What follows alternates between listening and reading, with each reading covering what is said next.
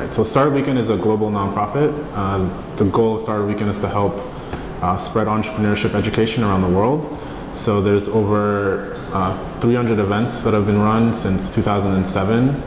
They're all run by local organizers, and you get close to 100, depending on the city, developers, designers, business people, anybody interested in entrepreneurship to come together, spend a weekend together building a company, learning from mentors and speakers, and then presenting their ideas at the end of the weekend.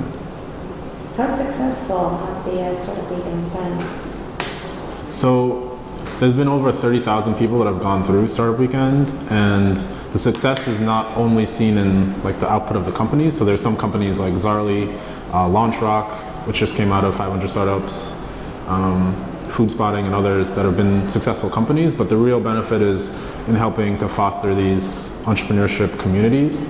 So you see with the last Startup Weekend, we saw the founder of OnSwipe, Jason Baptiste, talked about the fact that he met his co-founder for OnSwipe at Startup Weekend. They worked on something.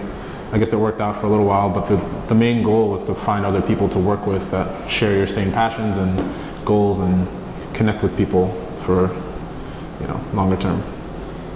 So this guy found his now partner. Is that common for people to make friendships and those relationships at Startup Weekend?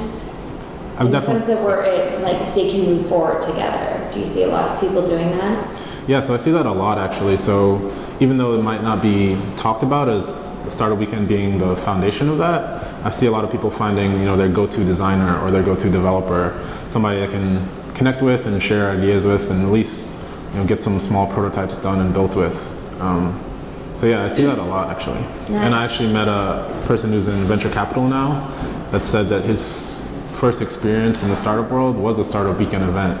And that's the main way I see Startup Weekend working. It's a place where you can tell somebody that's not in the community, hey, just come to this weekend event, see if you like it, see if you like the energy around the entrepreneurship community, and then maybe transition. So one person was in finance and went to one of these events, and then 3 years later they're in venture capital as an associate. So do you see a lot of people then? I mean, you have these designers and whatnot, like you said, who are looking for projects, but the people that come, are most of them employed, or do you have a lot of unemployed people who may be coming saying if they may be able to find something that they can turn into an actual job? Yeah, so most of the people I've talked to, we haven't surveyed this, but most of the people I talk to already have full-time jobs, and they're either in a job that they're not interested in and they're thinking about doing something else, or they just want to have a creative break from whatever they're doing in their full-time job. But yeah, there's some unemployed people who've come as well, and it's been an experience for them to network and find other people to talk to and have something that they can put on their resume, so they can have a side project that they've been working on in their head for like a month or two, come to a Startup Weekend, actually get it built and put it out, and then have something to continue to show people like, hey, this is what I've been doing. Even though I'm unemployed and I'm not able to, have like a full-time job, these are the things I'm working on, and this can show like what their skills are. So right now we have, for this past event, we had 15 mentors, 5 from the technology side, 5 from the business side, 5 from the design side. So people who are experienced and proven to have skills in those areas, and they come in on Saturday and help out with the teams. So we tried to make it a little bit more structured this time and match teams up with the right mentor. So if a mentor has some experience in retail and there's a retail startup that's working on something, then they can provide the best advice to them and help guide them through the process of like thinking about their business plan and their whole model and the things they're going to actually build over the weekend.